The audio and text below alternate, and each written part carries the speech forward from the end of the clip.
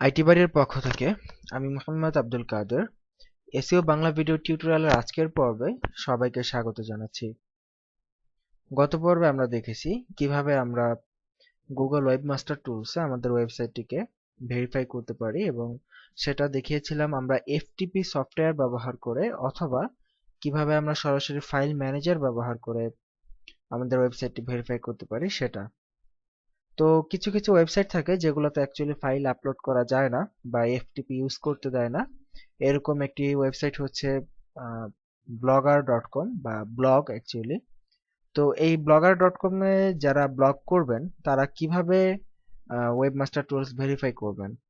তো এই ক্ষেত্রে একটি কথা বলে রাখি যে অ্যাকচুয়ালি জেনারেলি আপনি আপনার যে ব্লগগুলো থাকে গুগলে সেই ব্লগগুলা মানে যে জিমেল অ্যাকাউন্ট দিয়ে আপনি ব্লগ করেন সেই জিমেল অ্যাকাউন্ট দিয়ে ওয়েবমাস্টার টুলসে অ্যাকাউন্ট করলে জেনারেলি আপনার ভেরিফাই করতে হয় না, কিন্তু আবার কখনো কখনো ভেরিফাই করাও লাগে। সো এই জন্য আমরা আজকে দেখব কিভাবে যে সকল ওয়েবসাইট বা যে সকল প্ল্যাটফর্মে আমাদেরকে এফটিপি ব্যবহার করতে দেয় না, তো সেই সকল প্ল্যাটফর্মে আমরা কিভাবে আমরা মেটা কোড দ্বারা ভেরিফাই করতে পারি। তো মেটা কোড হচ্ছে অ্যাকচুয়ালি এক ধরনের এচটিএমএল কোড, যেই কোডটা আমাকে গুগল দিবে। গত পর্বে যেমন আমরা গুগলের কাছ থেকে একটি ফাইল পেয়েছি এবং সেটি আপলোড করেছি, ঠিক এই পর্বে আমরা একই ধরনের কাজটা করব। তো চলুন শুরু করা যাক।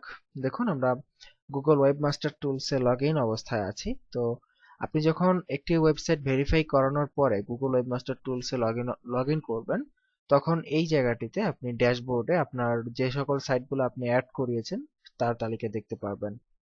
তো যেহেতু আমরা এই সাইটটি আমরা অ্যাড করিয়েছি অলরেডি, সো এই সাইটটি আমরা এখানে লিস্টে দেখতে পাচ্ছি। তো এখানে আমরা একটি blogger.com এর একটি ওয়েবসাইট আমরা এখানে অ্যাড করাবো। তো চলুন আমরা যথারীতি এখানে অ্যাড এ সাইট এটাতে ক্লিক করছি। এখন একটি বক্স চলে এসেছে, এখানে আমাদের blogger.com ব্লগের অ্যাড্রেসটি লিখব। দেখুন আমরা এখানে ঠিক একই ফরম্যাটে আমরা এর আগে যেরকম ফরম্যাট ইউজ করেছিলাম যে http দিয়ে এবং এরপর আমাদের ওয়েবসাইটের অ্যাড্রেস, এবং যেহেতু এটা একটি ফ্রি ব্লগ সো এটা শেষে blogspot.com একদম কমপ্লিটলি এইভাবে লিখে আমরা জাস্ট কন্টিনিউতে ক্লিক করছি।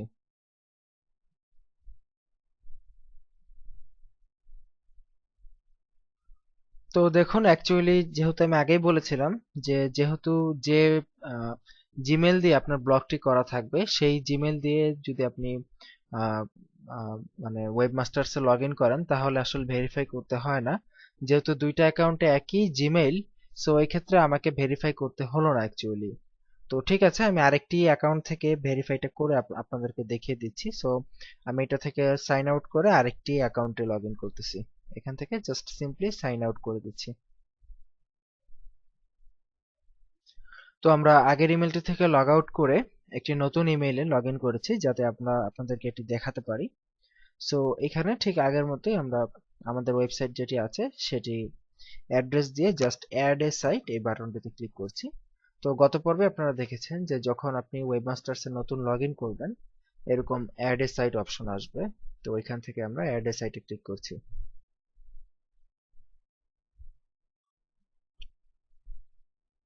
ওকে, দেখুন ঠিক গত পর্বের মতো আমাদের সামনে অপশন চলে এসেছে যে এইচটিএমএল ফাইল এখান থেকে ডাউনলোড করে আপলোড করার মাধ্যমে ভেরিফাই করা। তো যেহেতু আমাদের সাইটটা এটা সাপোর্ট করে না এটা, সো সেই ক্ষেত্রে দেখুন ডান পাশে এখানে লেখা আছে অল্টারনেট মেথডস। সো এই অল্টারনেট মেথডস এ ক্লিক করছি।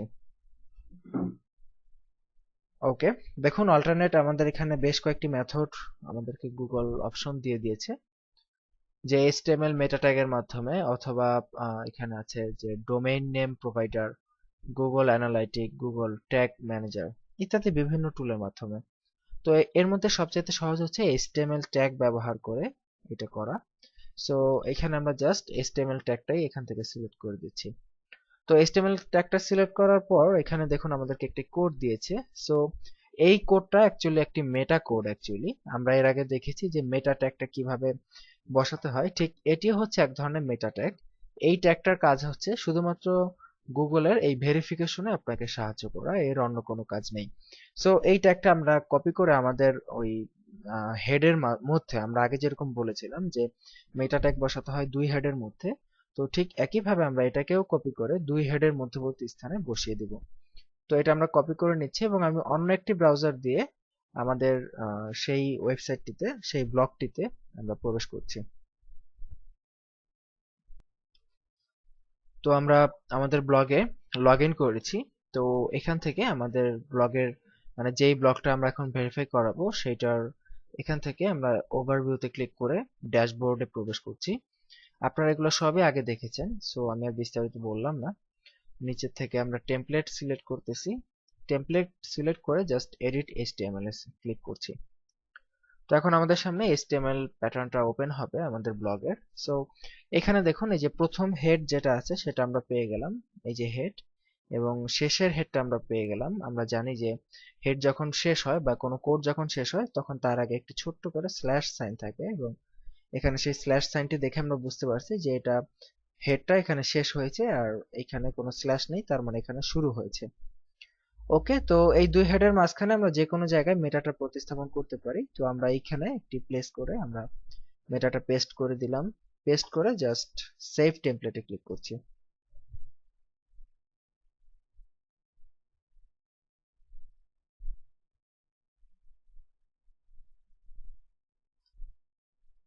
দেখুন টেমপ্লেটটি অলরেডি সেভ হয়ে গেছে। সো এখন আমাদের যেটা কাজ, যে ক্লিক ভেরিফাই বিলো। তো অ্যাকচুয়ালি এখানে ভেরিফাই করার কোনো অপশন নেই। তো যাই হোক, আমরা সরাসরি আমরা এখানে যে ভেরিফাই অপশনটা আছে সরাসরি আমরা ডিরেক্টলি ভেরিফাইতে ক্লিক করব।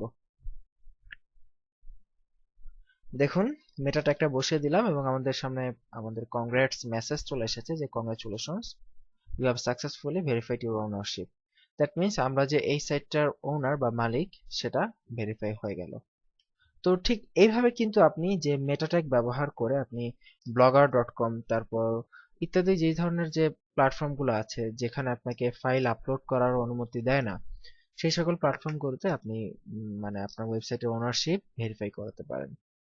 আর যারা ব্লগস্পট ব্যবহার করবেন, তো যদি সেম ইমেল হয়, ওয়েবমাস্টার টুলস এর ইমেল এবং আপনার ব্লগের ইমেল যদি সেম হয়, তাহলে তো আপনারা দেখলেনই যে ভেরিফাই করানোর প্রয়োজন হয় না, ডিরেক্টলি অটো ভেরিফাই হয়ে যায়। সো সেক্ষেত্রে আপনারা এই সুবিধাটা পাবেন অ্যাকচুয়ালি। তো যাই হোক, আশা করি বুঝতে পেরেছেন যে কিভাবে মেটা কোডের মাধ্যমে বা মেটা ট্যাগের মাধ্যমে আপনারা ওয়েবমাস্টার টুলসে আপনার সাইটটিকে ভেরিফাই করাতে পারেন। তো ভালো থাকবেন সবাই, সুস্থ থাকবেন। আগামী পর্বে আমন্ত্রণ জানিয়ে এখানে বিদায় নিচ্ছি। আল্লাহ হাফিজ।